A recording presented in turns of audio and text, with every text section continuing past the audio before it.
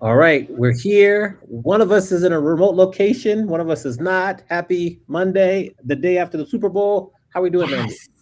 Amani, I am awesome, but I have to know you are in Seattle the day Yeah. after the Seahawks won the Super Bowl. Like what's the vibe? What the airport feel like? Like how I know you're not in Seattle proper, like you're on the outskirts, but like just what's the vibe up there right now?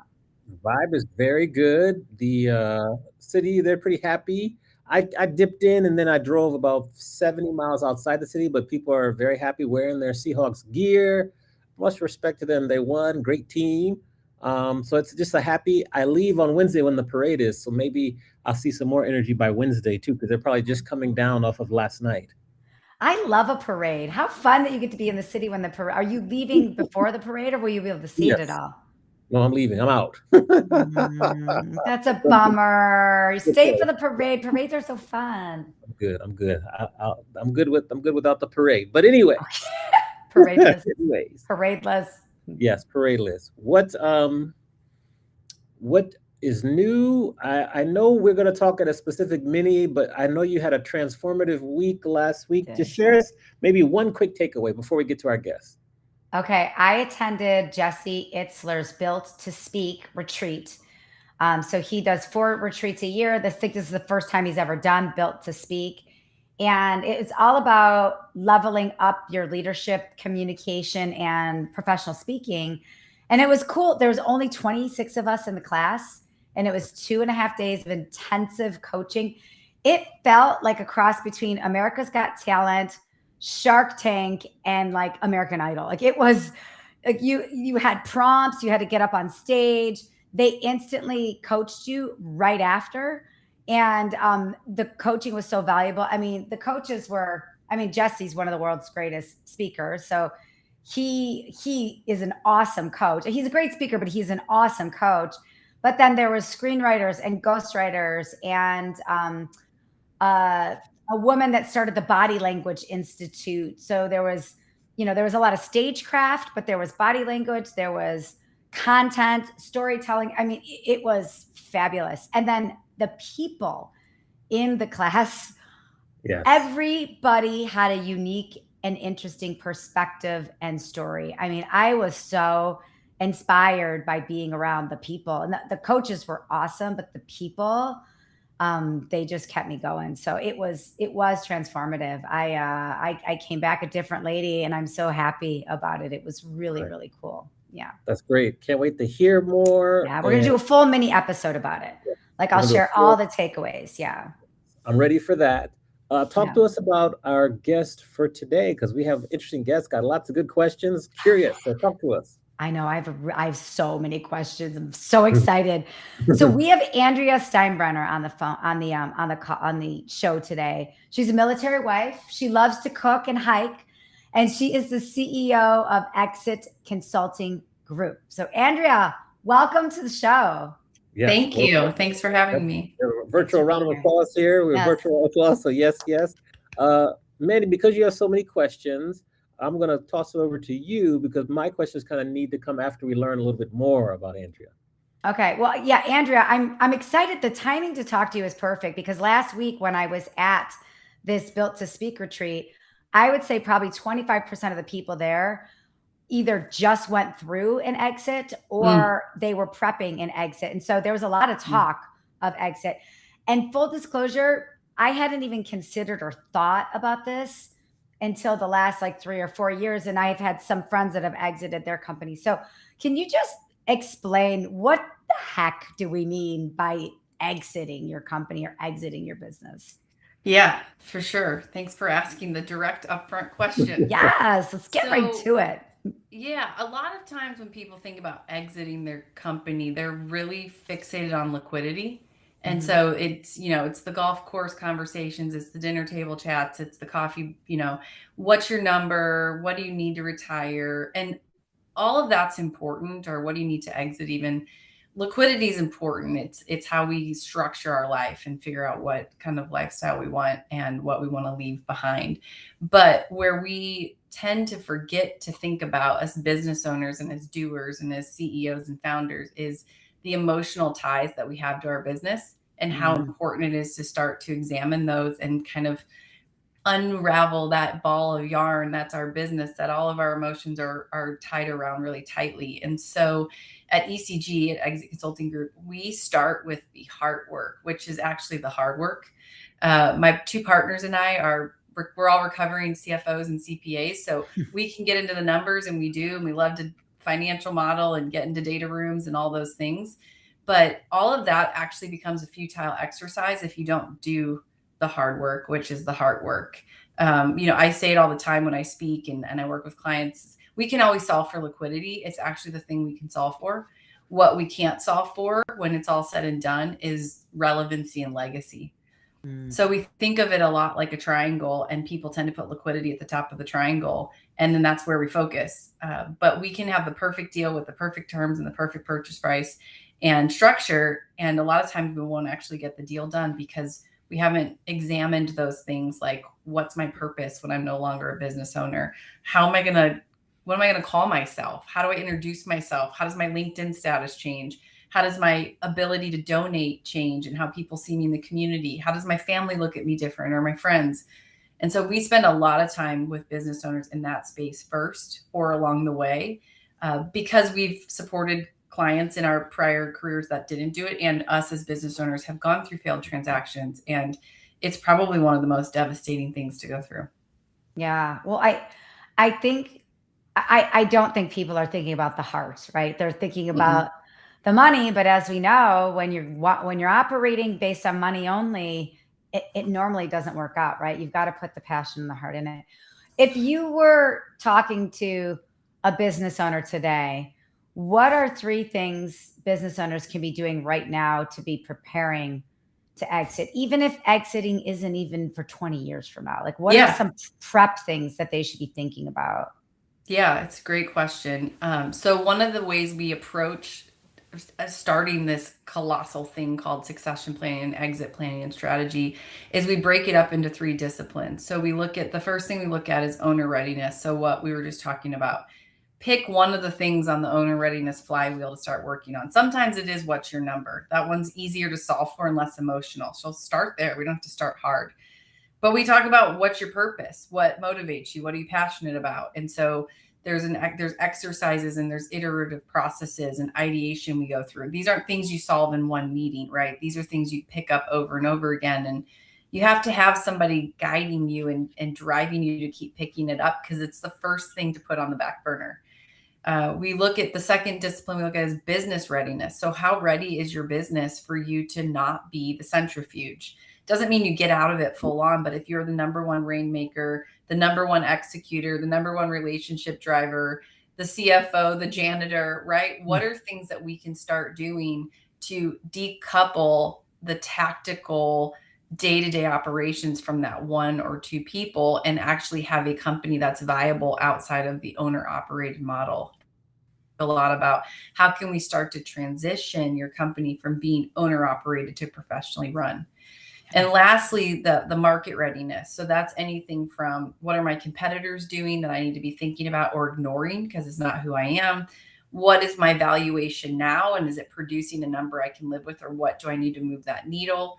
What are economic conditions on a macro and micro level? We've all just experienced tariffs and supply chain and the pandemic. So those are real. So we try to look at all those disciplines collectively, but a lot of times we say, just do something. That's it. Just pick one thing and do something. It's really interesting. I'll go and speak with groups of business owners and I'll ask them, how far do you think you are out from exiting? And it doesn't matter, if they're 10 years or if they're 1 year. Across the board, we get 5 years. And we laugh because 1 year is too close. Yeah. And 10 years is way too far out to think about, right? So 5 Yeah. years feels safe. If I go back and speak to that same exact group of business owners 1 year later, and I ask that question, do you know what they say? What? 5 years.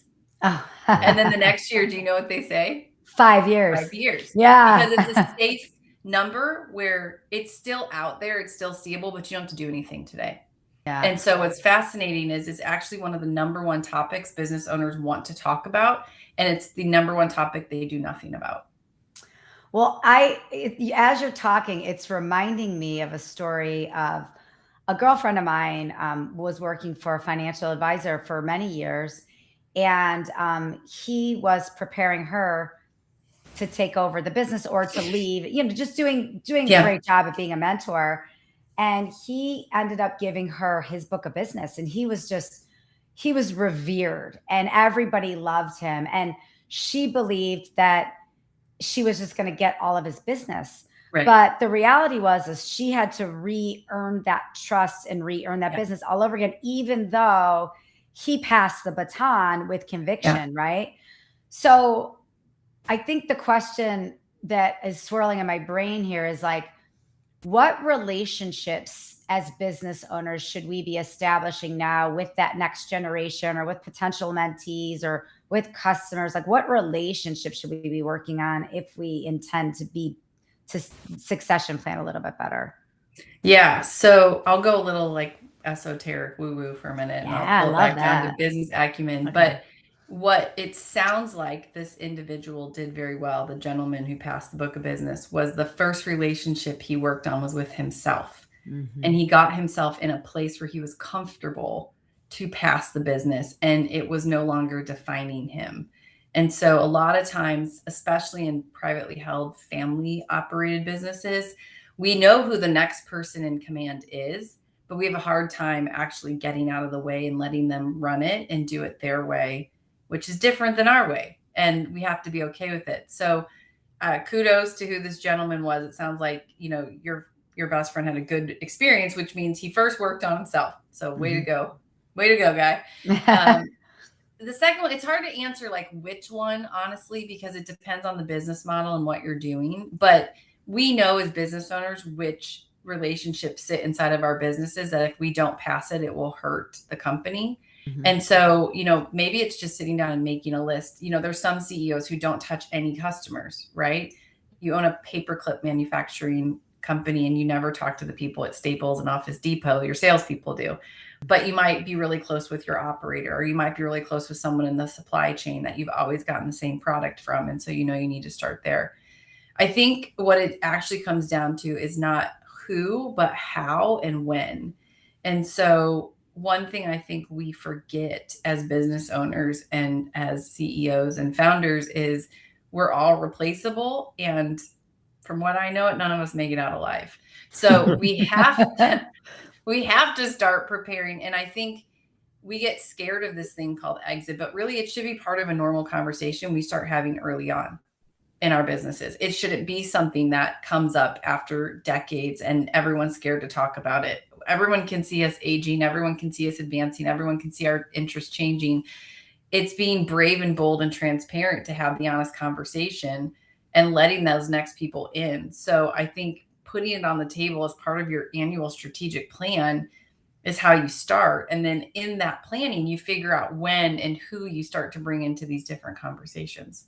Yeah, I love this is just like this is one of the annual tasks that you're doing. And then I think people get stuck when they want to get out and they hadn't done the planning from the previous years. And it's Yeah, and never they too don't late. Yeah. No, and they don't know how to approach it. I travel a lot for business, right? And so I play a game with myself. And I'm not always successful when I get back to the office, but I play a game with myself and I say, okay, I've just been out of the office for a day, a week, whatever. What was I doing before I left that someone else started doing just because I was absent? And do I really need to go back and do that thing again? Or can they keep it? And can the company do better by them keeping it? And I was actually inhibiting something because I just liked to do it. Right. And there's a Mm. lot of things that we like to do as business owners, and they're probably the things that made us good, but it's not necessarily what we should keep doing in order for our business and our team to grow. Yeah. Or you think that you're the only person in the world that Yeah. can do it that way. And you're like, actually, like a lot of people can do this. Like, just Yeah. get over Yeah. yourself, right? It's Yeah. it's that relationship with yourself you have to work on. Yeah. I kind of I want to ask like a basic question. Like for us, there's some people out there who have their businesses in their name and they Hmm. want to exit. So that makes it complicated. So what can people like that do early on to smooth that part of the exit process out? Because that's a common question. People are like, oh, well, I have, whether it's AHR enterprises or the Amani experience or Mandy's sales coaching business? Like, what can we do early on to make the process once we're ready to exit smoother? Yeah, it's a great question. So I think it comes down to why you're in the business and what you actually want when and if you exit. And the reason why I say that is because a lot of times people run lifestyle businesses, which are great, and their brand is their name, and that's what makes them great and it gives them credibility. And you don't have to sell your company in order to have a successful exit. If you're running a lifestyle business and it's Mandy's coaching business and she gets to run her life the way she wants, and then one day she's done, a successful exit doesn't mean she transacts. It could be she liquidates. It could be she turns it off, right? And I think there's this stigma out in the marketplace that if we don't sell and we don't Mhm. sell at the right price, we've Yeah. not done the good job and been successful. And it's all smokescreen, because a lot of the times when you're figuring out what you should transact and you're talking with your buddies, like, it's not even reality. And so one thing we talk about a lot with business owners is setting the right expectations for yourself and knowing what you can live with, not what someone else can or what someone else will know. Because it's kind of like, and I hope there's not a lot of high school and college kids listening to this, there probably aren't, No, right? no, But there's not a lot of business owners, not a lot of high when you're kids. in Yeah. that phase of life, you are terrified that if you don't have the perfect grades or the right report card, you're not going to get into the school or the job that you want. And nobody looks at your GPA once you have a job. Like, especially college kids who are so stressed. And I get it. I want to see that hard work and that effort, but I'm not hiring people based on their GPA, right? Mhm. But it's so ingrained, right? And so we create these narratives inside of the marketplace around exit that it has to look a certain way or you didn't do a good job. And it's just bravado.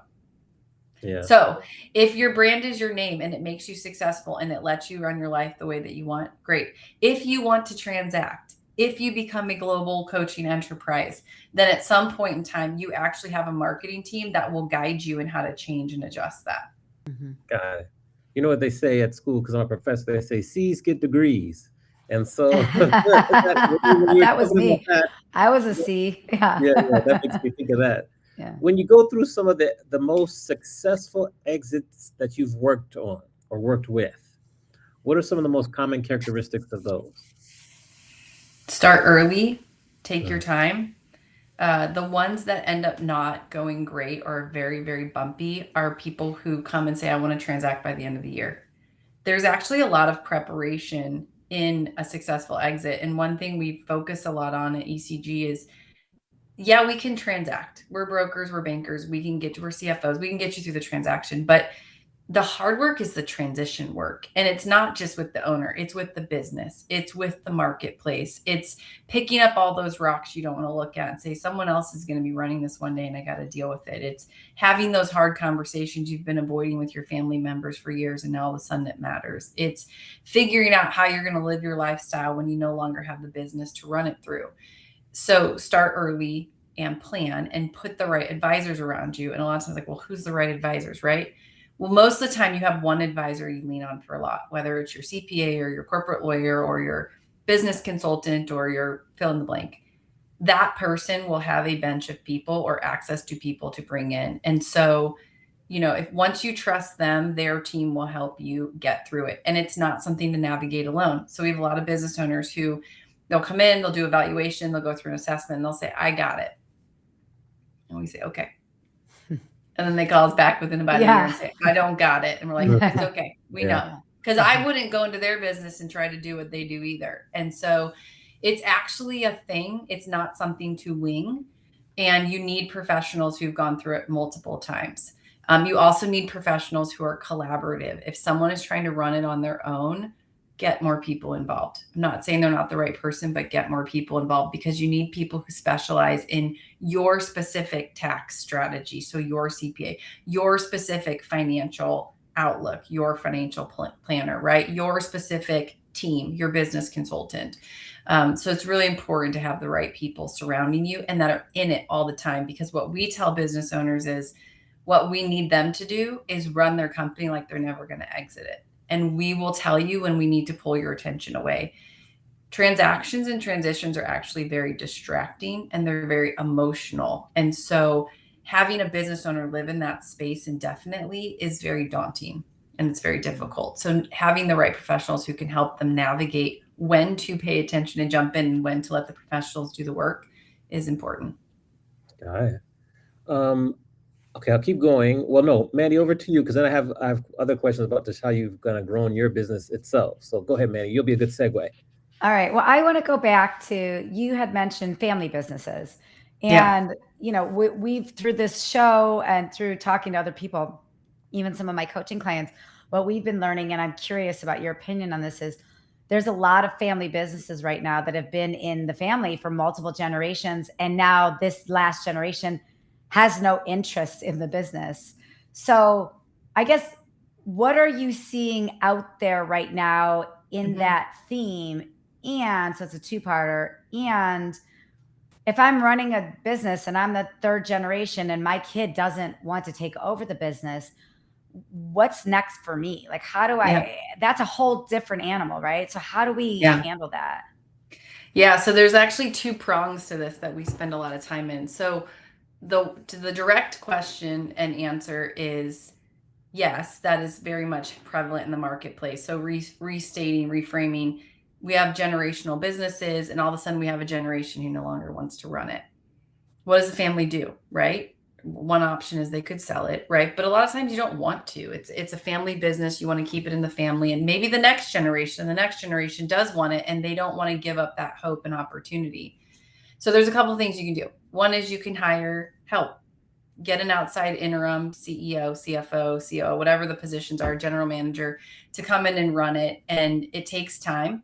Usually when families do this, the first one they hire doesn't last because they figure out everything that they thought they wanted that they don't, and everything that they didn't know they want that they do. We usually say third time's a charm. If you get it on two, great. Another option you can do in that is align yourself with what's called a family office. A family office is a newer business entity out there.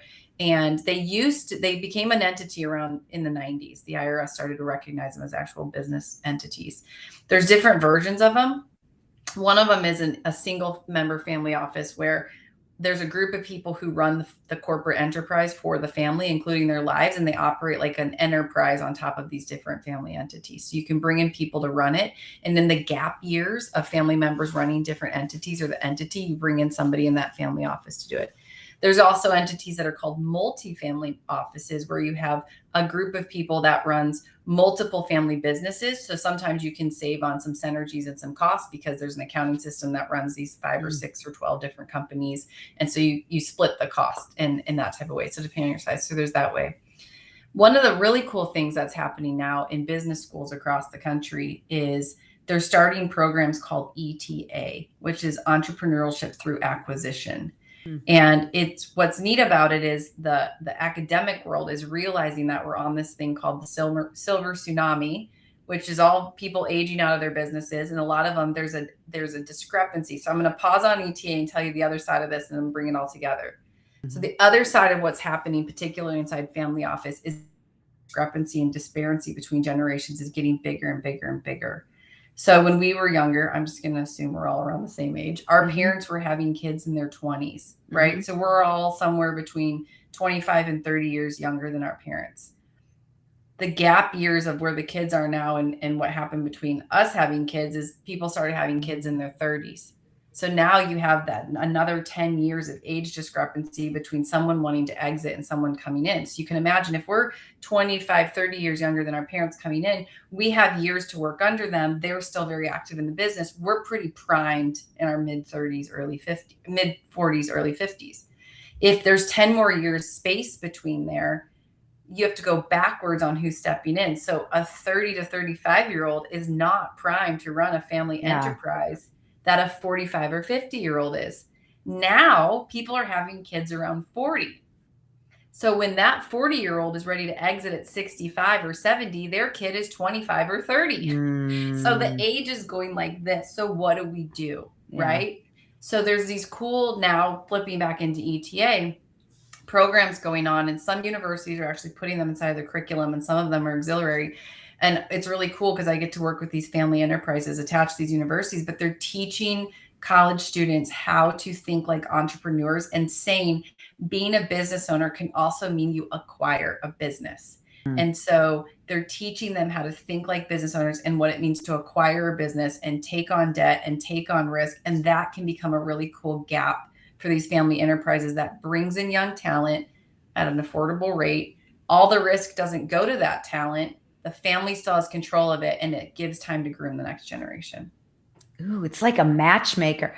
Like, Mhm. what if there, or maybe there is, because that's not my space, but like it's like a matchmaker of like the graduating student with the ETA expertise, and then the baby boomer parents like aging out, a matchmaking service of those would be brilliant, right? Yeah, There's and so what's many. neat about it too is when you bring in these mid-tier managers now, the younger generation is more open to learning certain things from them. So you think Yeah. about it, the next generation who's aging out of businesses, many of them are just they learned it through their street fight. Yeah. A lot of them didn't go to grad school and B school, right? They learned it through grit and through risk and through struggle. We Mistakes, set it up. failures. Yeah. Yeah, and it's so interesting. So in that experience, so like our parents, if their parents had companies, they grew up going to work in the company on the weekends and in the summers. Our parents, if they owned companies, a lot of times didn't have us in those companies. They put us on soccer fields and dance classes and camps. So we weren't even learning like the business really as young adults. And that's only gotten more and more and more, right? And so a lot of times we have young adults who go to school for things like art and broadcasting and science and things that they're interested in, which is great. But that's not a paperclip manufacturer or a sheet metal company or a subcontractor. And so the skill set doesn't translate. And we have to figure out how to bridge the gap, because these kids who did all these cool things in college actually want to come in the family business, but they have no working knowledge and no one will respect them. And we don't want that. And then no one will Mhm. respect their parents for putting them in that position they shouldn't be Yeah. put in. And so it's this really interesting dichotomy going on in the business place. And there's a solve. It's just going to have to be different than it was prior to. Yeah. And as you're saying that, it's making me think of even more. It's just making me think of the not the problems, but the opportunities behind all of this. Like, So many. yeah, Huge, right? Yeah, it's so huge. huge. It's I really exciting. like, how do you handle somebody who's saying they're succession planning and they're giving the business to someone in their family, but they just won't step out of the way? They're almost like sabotaging the new, not the new person, but they're not giving the family member the opportunity to lead. Yeah. So this is something we deal with every day. So wonder if my clients are listening right now. Sorry. She Yeah. didn't she didn't prep me for that. That I just came didn't up. I know. I promise. I promise. promise. I won't say any names. No, I mean, honestly, it comes through honest and transparent conversation. What happens for us as business owners is people don't mean to. It's not happening through malicious intent, but they tell us what we want to hear. And even when they think they're being honest, they're not totally being honest. Partners do it too. And so what we do is we step in and we find out what's really going on, and then we mirror back what's happening. And I ask the people around them, I'm like, are you okay if I give direct feedback? Because that's the only way we even know if change is possible. And a lot of times business owners think they're doing the work or think that they're making the adjustments, and they are based on the information that's being given to them, Yeah. but they're not getting the full information. So I have one particular client right now, and he'll tell me, he's like, I get feedback all the time, Andrea, and this is the feedback. And I was like, yes, and they're not saying this. And he's like, why? And I'm like, because you write their paycheck. They want the attaboy. They don't want to upset you, right? They don't want to be the person that makes you grumpy for a day. And Mhm. so they don't know that they're not telling you. It's just natural human nature to pull back. I mean, my husband and I laugh all the time. We've been together for over 20 years, and there's still moments where you're like, how do I bring this up? How Mhm. do I talk about this? Yeah. Right? Because Yeah. we're humans and we don't want Yeah. to upset each other. And we also have to be willing to be honest with ourselves about things that are uncomfortable. And that's in a marriage. So imagine employee employer relationship. Yeah. It's way less intimate, you know? Yeah. So What's with this type of business, it's very specialized. I'm curious as to what have you done that has worked the best in terms of growing your business? Because it's almost like it's a business where people are almost scared to talk about. They want to keep putting it off, but you need to kind of get to them early so you can plant the seed and then stay with them. So how have you been able to grow your business? Again, being really open and transparent. I mean, you can flip the narrative around succession planning and exit strategy really quick. And I think more and more it's going to be part of the conversation.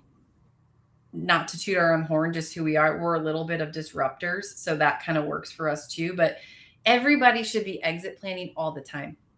For all we know, no manifesting here, universe, I could walk out and get hit by a bus tonight, right? Mhm. My company needs to be set up for success should something like that happen. It can't be so dependent on me that I can't sit here for an hour and have a podcast with you guys and they can't operate. And so when you start to change the narrative around it and it doesn't become the stigma or a pushing somebody out or an end of something, it becomes an actual continuation. It's a lot easier of a conversation. And so I have clients all the time. I'm cognizant and I ask if I can post, pictures and things about us on social media. And they're like, yeah, go for it. And then they're like, oh my God, everybody in my company called us up and said, what's going on? And they were Mhm. able to have the narrative that said, yeah, there are business consultants. They're coming in because down the road, I'm 50. Down the road, you guys all need a plan. So you have somewhere to work when I retire. And Mhm. eventually I'm going to retire. So we need to have a plan in place. So it's all about changing the stigma and the narrative around what it actually means. I would What imagine referral source. Sorry, Imani, just thought about this. I promise I'll zip it. It's okay. It's okay. Go ahead. Well, it's in I'm regards. sweating. It's yeah, it's in regards to business growth, though. So, like, I would imagine some referral sources would be wealth managers, family offices. Like, Yeah. who are your referral sources aside from the obvious? Exactly that for the most Yeah. part. It's Okay. other professional providers who touch exit and succession but don't live in it, and they Mhm. need someone to come in and quarterback it. And then the other really, really big one is former clients who had a good Mhm. experience, because Mhm. a lot of times people are navigating transactions and not all the right people are at the table. And that's truly why we are a business. John Ovram, our founder and my partner, 20 years ago transacted his one of his companies. So he was an Arthur Anderson CPA, he was a general contractor, he had all the different entities, family owned and operated, decided he wanted to go do something else, wasn't sure what, and sold to his family members. And about a year in, the deal wasn't going right, and he basically Mm. lost it all. And he realized, he's like, I didn't understand my own deal. And he didn't have bad service providers at the table with him by all means, but they weren't all talking together. They weren't in concert. And he wasn't being transparent and vulnerable enough to say, I don't really know what you're talking about. And so he just did what all business owners do when they don't know what they're talking about. Yeah, that sounds good. Mm. Until it didn't. And he had a wife and two little kids at home and had to go home and say, I don't know what we're going to do. Mm. And so that really became the ethos of why he started our firm 20 years ago and why we help business owners in the manner and means in which we do. Okay. Yeah. What do you feel were some of the most valuable skills you learned while working, we'll say, in corporate America that translated the best over to your current kind of position, career, company? Invest in your people with professional development. Mm. It's the number one thing that people will not pay for and want to spend time on, whether it's coaching, training, culture, but we're all in the people business. Whether you're that paper clip manufacturer or you're doing professional service, there's people involved and there's lives touched. And actually, that paper clip manufacturer is touching a lot more lives than the professional service firm, because it's touching the supply chain, it's touching the manufacturing plant, it's touching the consumers. And so if we don't understand EQ and we don't understand ourselves and we don't have self-awareness and how we show up and are intentional about it, we're going to do more harm in the marketplace by ignorance and lack of awareness than we are going to have impact. And I believe, again, here I go, but I believe we all have lights that are meant to shine, and they're meant to shine in different ways and in different depths and different reaches. But if we don't understand that and how our impact lands, it's actually harmful. And I use this example a lot all the time. There's this great book. Everyone's probably read it, and they have a kid version. It's called How Full Is Your Bucket? Mm. Mm. And it's all about how we all have dippers, right? And I worked in retail for a long time. And I used to tell, my staff would get so upset because customers would come in and they would be just not kind. They'd kind of treat you like you're a tool and, be a little bit disrespectful. Not all of them, but, once a day you'd have one. And what I explained to them was maybe they just got their fender hit in the parking lot. Maybe they're in here shopping for a funeral. Maybe they had to go put their dog down, or their kid just got sick, or their parent just got sick. We don't know, right? So our job is to be self-aware and figure out how to shine our light, even when the marketplace or the world or the situation you're in is asking you to respond and mirror back what they're doing. And so I cannot express. That's something corporate America does because it has the budget. I think it's what small business and mid-tier business should be doing because it has the people. Yes. Yes. Okay. Great answer. We've come to the time in the show where we flip the script and let you ask both myself and Mandy any question you like. So who do you want to ask a question to first, and what is that question? All right, Amani, I'll start with you. Okay. Okay. What is, and this has nothing to do with exit, I'm just curious. Yeah. What is the single most impactful moment you had with a client and why? Let's see here. Single most impactful moment. So I had a music business client where, through my educating them on royalties and what could be missing, I'm trying to remember the story. That's why I'm closing my eyes to picture it. They were able to sign up for this service called Sound Exchange and Song Trust. And then I stopped working with them, and they sent me a message maybe 4 or 5 months after working with them that they just got a check for like $13,000 based on our work together.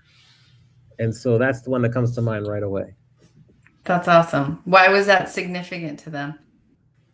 Because they knew that they were missing money. They had no clue on how to get it. So the fact that I was able to teach them how to get it, first of all, they felt more empowered so they wouldn't miss it again. And they felt less of an imposter, and they felt less, I'm trying to find the right word.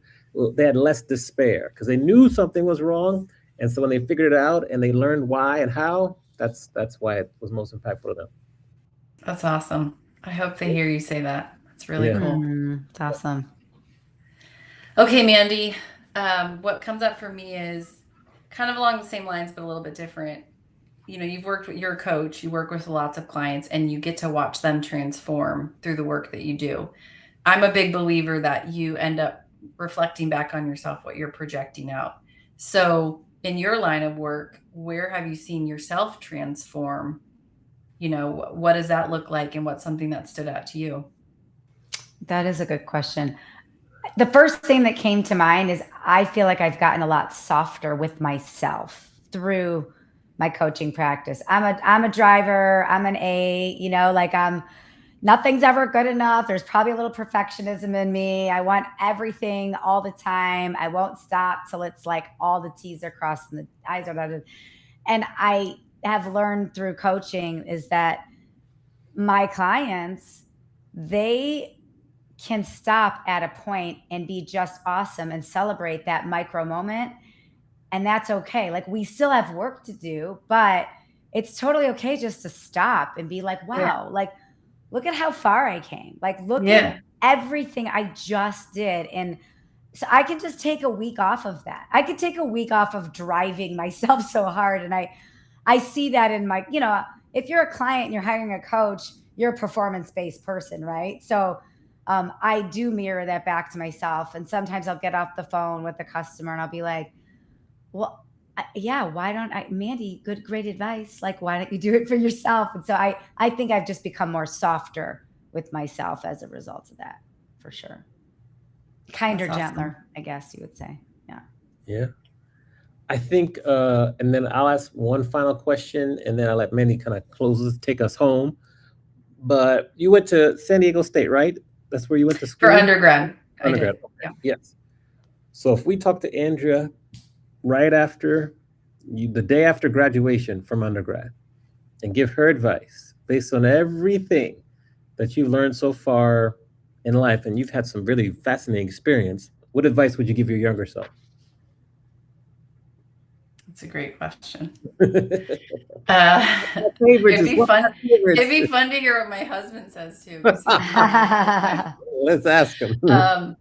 I would say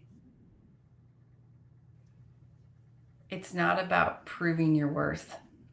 It's about knowing your worth. Yeah. I love the saying, know your worth and then add tax. There you go. Ooh, that's There you go. good, Monty. That's good.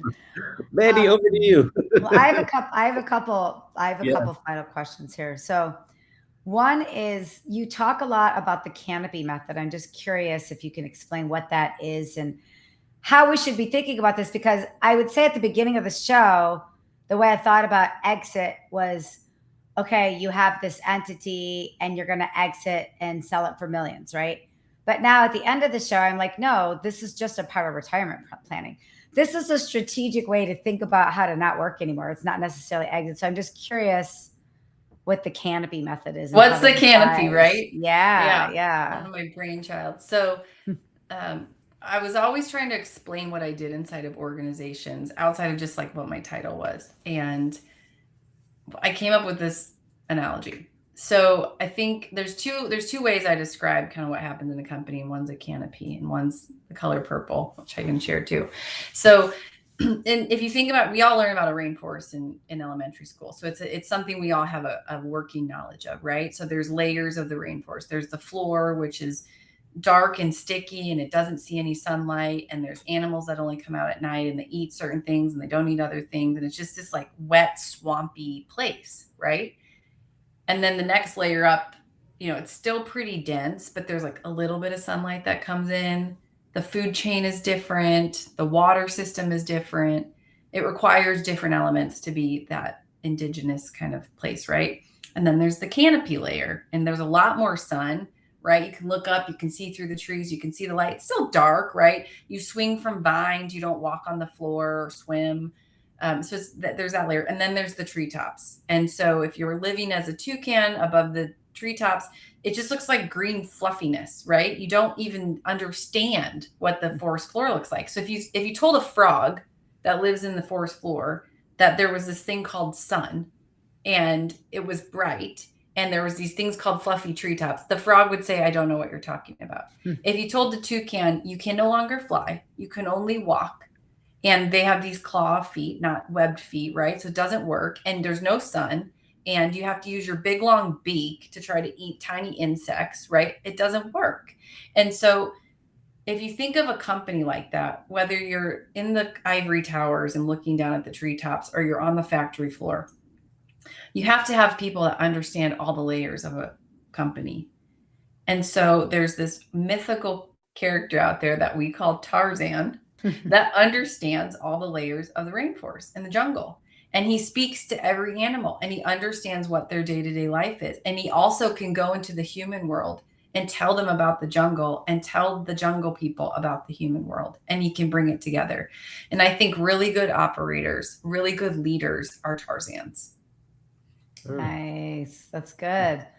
So it's almost like really sharpening your mindset, sharpening your skill set, so you can be a Tarzan. Like how are you being your best Tarzan? How are you being your best Tarzan? I love that. I love it. It's a good book. Could be your next book. You've spent almost an hour with us and your time is so valuable. How can we lift you up and give back to you in the same way you've just given to us in this last hour? I really appreciate that question. I think, for anyone listening, if they know that they're considering exiting or scared of it or whatever, you have my LinkedIn, you have my email, you have my contact. Let us send you a book. Let us get on a call and just have a conversation. We are business owners helping business owners. Yes, we're service providers, and yes, we can help you in that space, but that's not always the call to action. Sometimes the call to action is just meeting you where you're at and saying, what do I even do next? And my call to action for anyone listening is just do something. Just don't do nothing, or call the people you know that can help you. there's lots of us out there. I've got lots of peers who are very good at this as well. And there's lots of work. So we're all busy and we can all get busier, and we're all here to help business owners. So that would be, truly knowing that people got something out of the time and can do something is probably the biggest impact we can have. I love that. And everybody start thinking about your business strategically. Once a year, start thinking about how are you going to not be in your business anymore, because it will happen. You're not going to be in your business forever. Yeah. Yeah. Yeah. Great It's advice. great. All right. Well, we'll give you another virtual round of applause still there, and we're going to put you back in the green room momentarily. But just it's such a fascinating topic, and so I'm so glad to meet you because some of these things I had never thought of. The question about the business in the name was for a friend of mine, me. So that I just appreciate your wisdom and your insight. So thank you. My pleasure. Thanks for having me on. Thanks, Andrea. It's good to see you. We'll put You you right in too. the green room here. Okay, Mandy. Such a fascinating topic. Right? Another great I interview. could have gone another 2 hours. I know, have you so could many have. more You gotta have questions. part two. I know. It's so good. Who do we have to look forward to next week? Next week, we have Melissa Daniels, Senior Global Director for Hyatt Hotels. So Okay. we're talk hotels. And Melissa is one of the best networkers I've ever seen in action in my life. So we're going to talk a lot about networking because she's got some great tools. Awesome. Well, thanks Yeah. again to our guest today, Andrea. Make sure that you rate, review, and follow us on whatever platform you're watching or listening on. Make sure to subscribe on YouTube, and we appreciate your support. So we will see you again next week. I think we'll be both back in our home offices then. 4 p.m. on the East Coast, 1 p.m. on the West Coast, and 2 and 3 p.m. in between. With that, we say thank you, and we'll see you next time. Bye.